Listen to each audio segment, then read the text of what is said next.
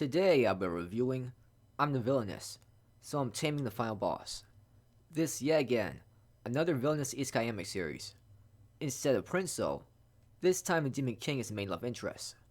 In this anime, the main character Eileen suddenly remembers her previous life, and that she is reincarnated as a villainess in an Otome game. Her fiance the prince just broke up with her, and now her life will be in danger if she has no one to protect her.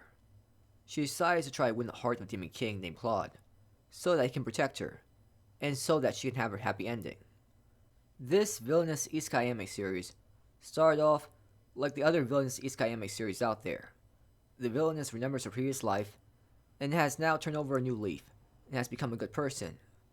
The villainess tries to think of ways to avoid their death that took part in the Otome game.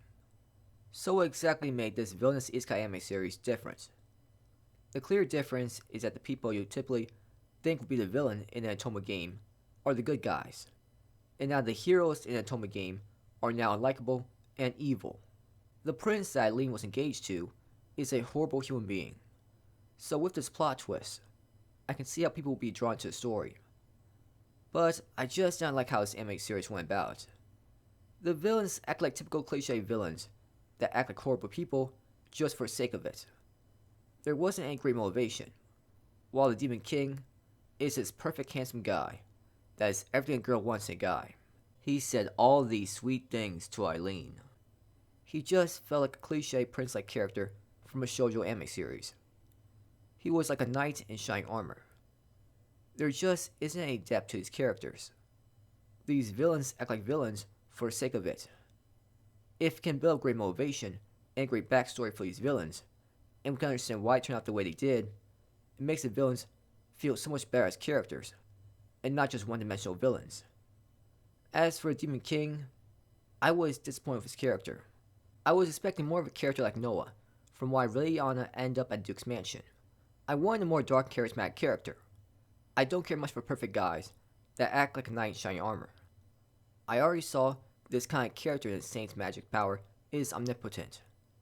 That kind of character made sense there because he was of nobility and was a well-respected person.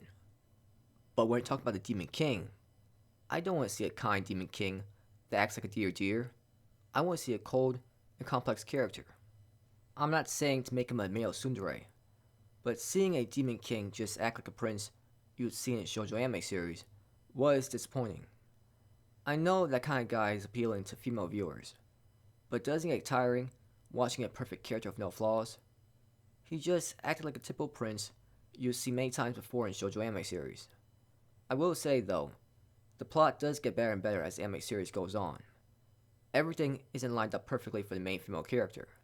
She has lots of terrible events happen to her, and it's like she constantly has to clear her name of any crimes. It isn't just a simple solution. She really does have to think of ingenious plans to get out of bad situations.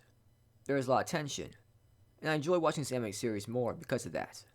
In terms of characters, the two main characters that got most screen time were Eileen and Claude.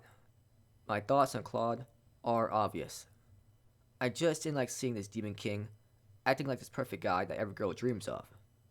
He just felt like a character we've seen many times before in shoujo anime series. I wanted the Demon King to be much more than that. As for Eileen, she was a smart and likable character that really knew how to gain allies quickly and have them work for her. I really like how she wasn't afraid of anything and didn't mind facing danger at times.